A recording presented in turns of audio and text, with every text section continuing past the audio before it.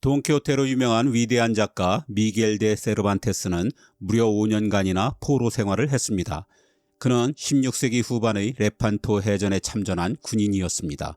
유럽으로의 이슬람 진출을 막는 데 큰 공헌을 한 전투지요. 고향으로 돌아오던 중 세르반테스는 해적의 습격을 받아 알제리로 끌려갔습니다. 그의 품에는 스페인 제독이 써준 관료 추천서가 있었습니다. 이 덕에 세르반테스는 목숨을 구할 수 있었습니다. 해적들이 세르반테스를 엄청난 몸값을 받을 수 있는 중요한 인물로 오해했기 때문입니다. 하지만 그는 하급 귀족 출신으로 집안이 무척 가난했습니다. 군인이 된 것도 순전히 먹고 살기 위해서였습니다. 세르반테스는 한 수녀원의 도움으로 거액의 몸값을 지불하고 간신히 풀려나기는 했습니다. 그렇지만 이때의 빚 때문인지 세르반테스는 돈키호테로 대단한 성공을 거두었지만 평생을 생활고에 시달리며 살았습니다. 이렇듯 이 시대의 몸값은 무척 일반적인 관행이었습니다.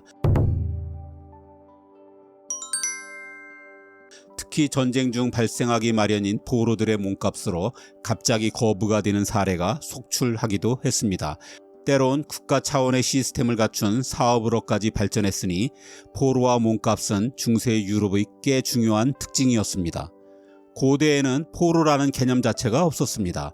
전쟁에서 패배한 자는 죽거나 노예가 되는 것뿐이었습니다. 종교 전쟁이라면 말할 것도 없었습니다. 이교도는 오히려 죽여 없애는 게 미덕인 시대였습니다. 로마의 율리우스 카이사르가 간혹 포로를 풀어주고 로마의 자유민으로 인정한 사례들이 있긴 하지만 결코 일반적인 것은 아니었습니다. 포로라는 단어가 생긴 것 자체가 15세기 초의 일입니다. 지금이야 전쟁 포로를 함부로 죽일 수 없지만 옛날엔 다수를 포로로 잡아두는 게 결코 쉬운 일이 아니었습니다. 우선 이들을 수용하기 위한 큰 공간이 필요했고 포로를 관리하고 감시하기 위한 별도의 군대도 있어야 했습니다. 무엇보다 이들을 먹여 살리기 위한 식량 마련이 가장 어려운 일이었습니다. 자신들의 먹거리도 늘 부족한 상황이니 아예 후한을 없애는 쪽을 선택하곤 했던 것입니다.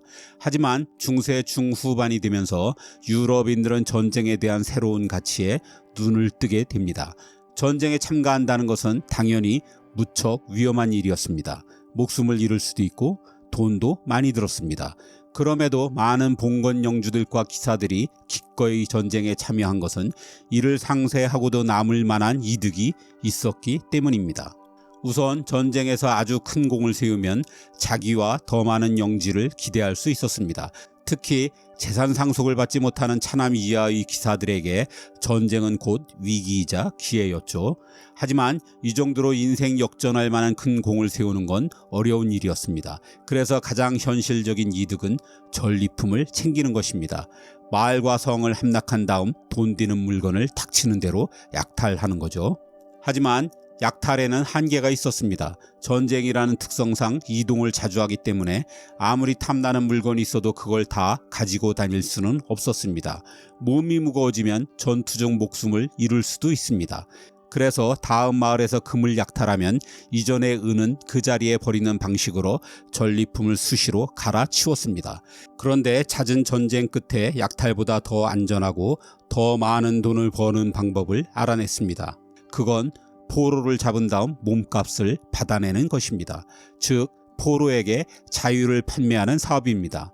이건 순전히 어떤 인물을 잡느냐에 따라 수익성이 하늘과 땅 차이였습니다.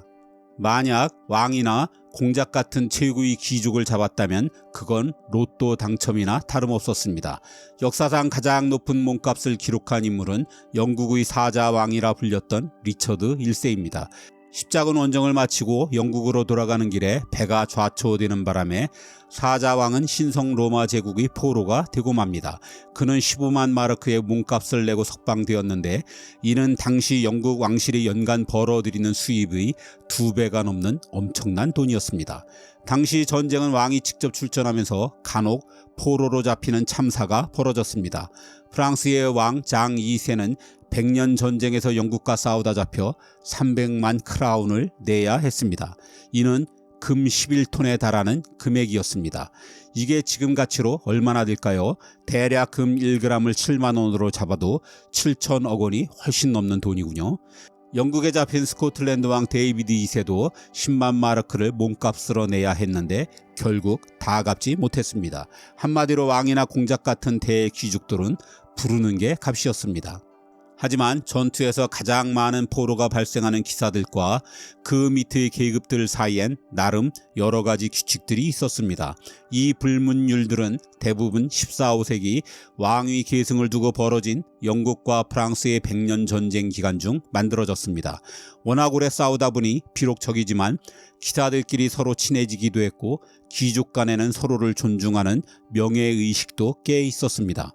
우선 전투 중 포로가 되기 위해선 상대의 오른팔을 터치하며 몸값을 물어봐야 합니다. 이건 적에게 자신을 넘기겠다는 의사표시입니다. 이런 항복의 표시가 없다면 적은 계속 싸우려는 것으로 간주 마지막 칼날을 휘두르게 될 것입니다. 그리고 몸값은 포로의 1년치 수입이 관리였습니다. 이 협상이 무사히 끝나면 포로는 몸값이 다 지불될 때까지 구금되었습니다. 포로에 대한 대우는 전적으로 포로를 잡은 사람의 호의에 달려 있었습니다. 몸값이 만족스럽다면 포로는 매우 안락한 가택연금을 즐길 수 있었습니다.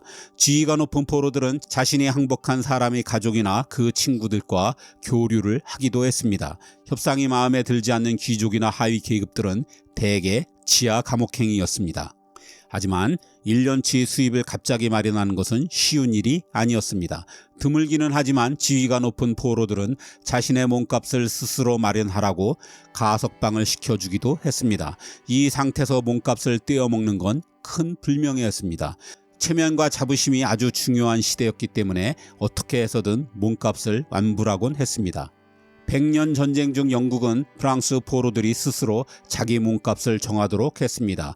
프랑스 귀족들은 부와 지위를 과시하기 위해 자신의 몸값 이상을 제시하곤 했습니다. 그래서 이 몸값을 갚느라 프랑스 귀족들의 파산이 속출했습니다.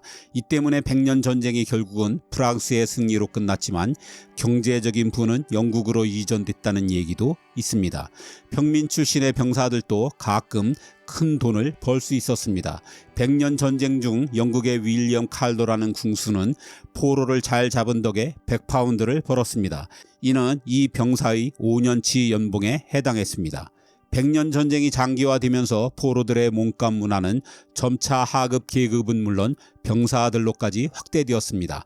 병사들은 보통 연봉에 해당하는 금액이 몸값이었는데 석방되기까지 먹여주고 재워주는 비용은 별도였습니다.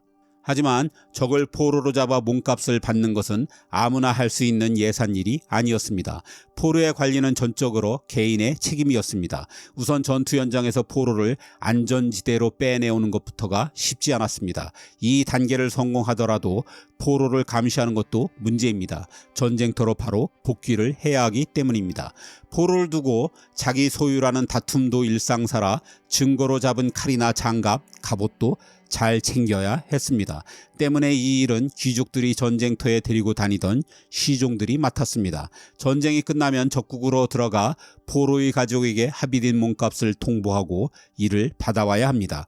언제가 될지 모르는 완불 시점까지 포로를 먹여 살리기까지 해야 하니 투자금이 만만치 않았습니다. 그래서 포로 관리는 점차 시스템화되어 갔습니다. 군인들 간의 다툼을 막기 위해 포로는 부대 단위로 공동 소유하거나 관리하기도 했습니다. 영국의 경우 포로를 잡은 사람의 권리를 왕실이 사들이기도 했습니다. 왕실은 국가 간의 몸값을 거래하는데 훨씬 용이한 행정 능력을 갖고 있었고 이 사업으로 상당한 돈을 벌 수 있었습니다. 포로는 재산이었기 때문에 아버지가 사망하면 그 아들이 권리를 상속받기도 했습니다. 물론 그렇다고 모든 포로들이 몸값을 지불하고 자유를 되찾을 수 있는 건 아니었습니다. 영국의 장미 전쟁이나 100년 전쟁의 하나인 아젠쿠르 전투에선 사로잡은 귀족들을 사정없이 학살하기도 했습니다. 포위당한 성이 끝까지 저항하는 경우에도 자비는 없었습니다.